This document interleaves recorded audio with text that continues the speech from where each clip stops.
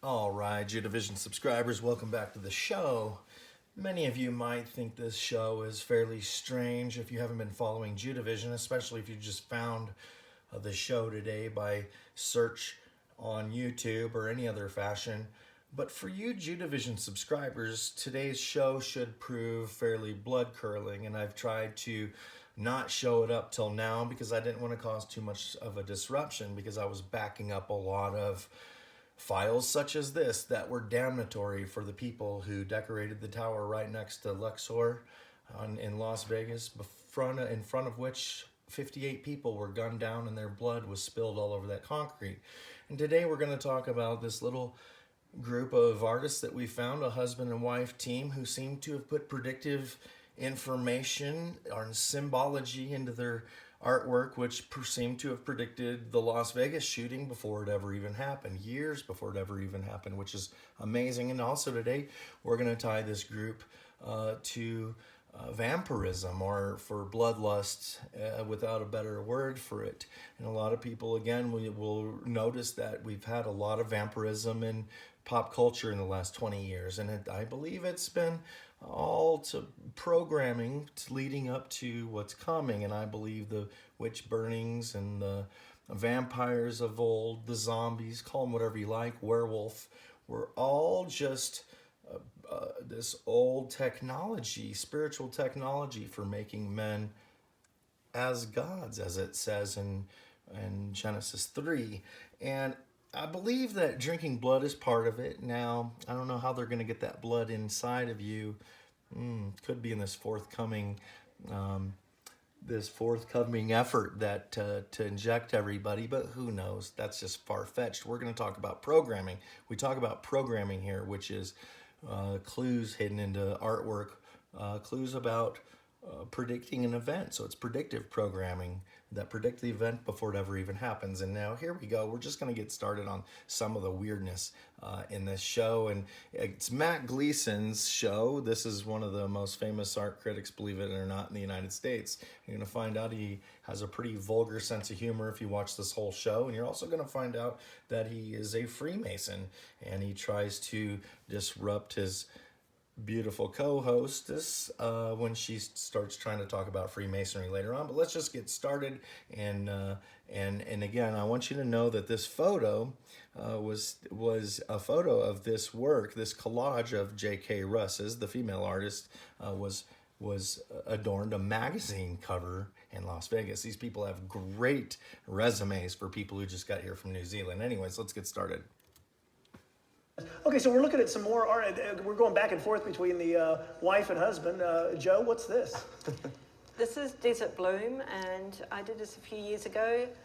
Again, I guess it's the kind of women in the desert, and you know, a bit of seduction, a bit of kind of almost out of space. I mean, those are actually T cells in there, but you know, I use a lot of T cells, folks, are human blood cells, and that's what she's referring to, being a T cell. And this is the beast that rises out of the ground, the whore, and also the whore of Babylon symbology. Look at the colors, the reddish and purple type colors, and the beast that's kind of morphing with the earth and coming out of there. But again, she put human blood cells on here. Now I want you to watch how the co-hostess reacts. She's very romantic when she realizes those are blood cells. graphics, collect old, you know, magazines, vintage Playboys. I kind of mix it all up. So those are T cells, you said? Mm-hmm. Wow, that is great. I love how you've turned them into a floral thing, and it's beautiful. That's gorgeous. So when you are... So now we see the convenient interruption by Matt Gleason, the art critic who runs the show, who is the main host of the show. And he does this again when they're talking about, when the co-hostess brings up Freemasonry in one of the male artists' paintings. And again, I want you guys to realize this husband-wife artist duo painted and decorated, did the artwork and decorated the tower right next to the Luxor. Okay, so at Mandalay Bay, and it's on the property of Mandalay Bay on a golden tower called Delano Tower. But let's continue. Watch this romantic look and romantic pause taken when she realizes they're talking about blood after Matt Gleason interrupts. You're actually cutting these out. I mean, that's got to Old take some school. it's got to take some dexterity there. What do you use to actually do the cutting?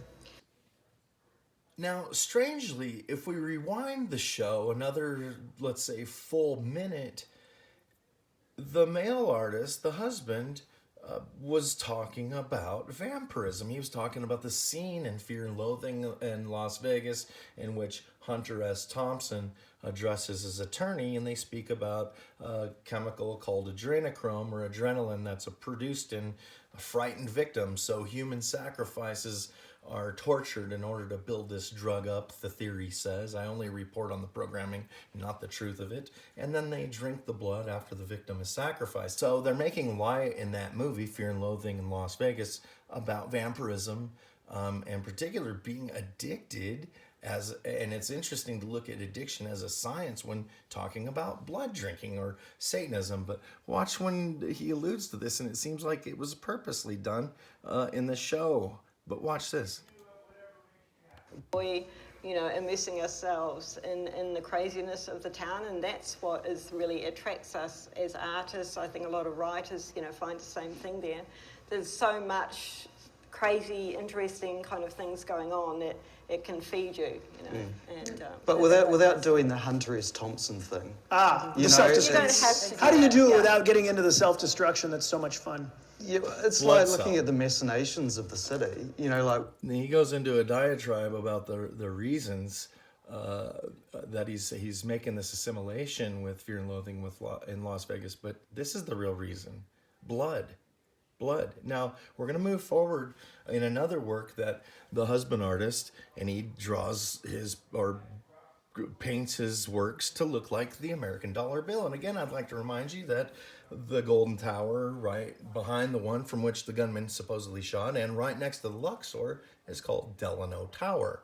Why is that interesting? Because Franklin Delano Roosevelt added the pyramid to the dollar bill, which is now the Luxor sitting next to Mandalay Bay. One has to ask themselves, is this not an epic piece of predictive programming? Meaning that Franklin Delano Roosevelt, the man who added the pyramid to the dollar bill nearly 100 years ago, planned this sacrifice before a pyramid in order for a sun god to rise up, just like it says it's going to happen in Revelation 9. So here we are with husband artist, again, the duo who helped decorate Mandalay Bay's Delano Tower before one of his interesting dollar bill paintings. And this is interesting because a lot of his dollar bill paintings are folded up the way the Taco Bell Belluminati commercials showed you to fold your dollar into a satanic altar at the end of their Belluminati commercials. And I think it's strange that they show this, the journeyman or the wayfarer walking from one seal to the other, and he's in the shape of the Aleph, a Hebrew letter which brings the beast out of the coffin and into the world. And now I believe that is the meaning of this, but there's more to this, because this is the part where the co-hostess brings up Freemasonry and all the Freemasonry elements in this. And could this be, now knowing that Franklin Delano Roosevelt was a high-level Freemason and he added the pyramid to the dollar bill, the Luxor essentially to the dollar bill, just makes you wonder. It lets you know that these guys are all in on something that's more than physical, it's spiritual. But by them talking about Freemasonry, the group here is letting you know that they all understand their part in this final magic trick, so to speak, in human sacrifice, which coincides with it, in order to consecrate the altar with the sacrifices at the Vegas shooting, in order to make this magic trick work, which will turn people into vampires, perhaps. Again, we're talking about the programming. But here we go. Here is some Freemason programming, and they'll point out the Freemason elements for you. Enjoy. So what do we have here? Oh, okay. So this is one of mine. It's called Limbo of the Journeyman. And this is obviously a very strong reference to the dollar bill. Oh, okay. And this was kind of one about myself being a journeyman, the idea of, you're an apprentice, then you're a journeyman, and then you become a master. So essentially, he's telling you what his mission was as a Freemason. And again, I want you to notice now that the co-hostess will interrupt, and then and she'll talk about Freemasonry, and then Matt Gleason will interrupt her, the host, and get her to try to stop talking about Freemasonry. But I want you to notice that Matt Couper, the artist, goes back to the Freemasonry conversation on his own, almost letting us know that this device, this tower of devices, this evil witchcraft, is supposed to be known who did it. Almost like they want to be caught, so that the seams of the multiverse might come apart. But listen here. Learn under the master. You travel to research art and to get more experience, and then you become a master and you do your masterpieces. Wow. And I don't know, I'd never want to kind of suggest that you get to mastery so easily, but this was a way of like conceptually thinking about getting out of Las Vegas and seeing what's on the outside. Not way out of Las Vegas, but enough to kind of look and see what's actually going on the perimeter of the city. I love how War you and strife. Pardon me. Oh, I'm sorry. I was just going to say I love how you incorporated the Masonic elements of the eye of God with the rays. War and strife on the edges of Vegas. Nice interruption. Nice interruption. You see what happened. Now watch Matthew Couper, the artist, goes back to that conversation. War and strife? Oh, I see the soldier there. Oh, that's a reference to a Bosch painting called The Wayfarer. Oh, wow. But it's interesting that you bring up the Masonic references, because he's got his leg pulled up with a kind of bandage around it. I saw that as well. That's which part is of the initiatory. It's part of the initiation. And when I saw that painting when I was traveling in Europe, I didn't think it was necessarily a wayfarer, but it looked more like a journeyman, someone looking to be enlightened. So it's kind of moving away from the bright lights of the city, and you can see the city behind me.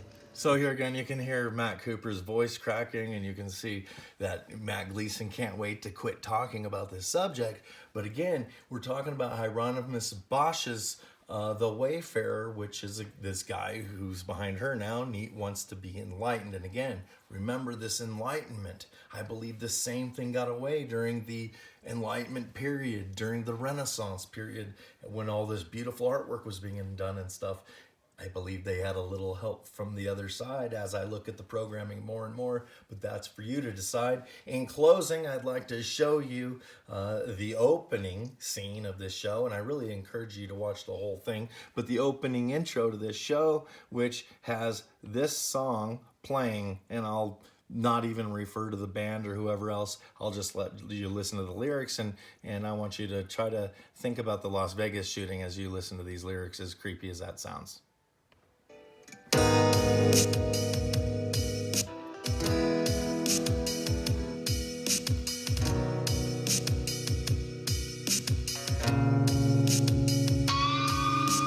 Welcome to the land of illusion. Welcome to your final resting place. I see your mind's full of delusion. When you look in the mirror, do you?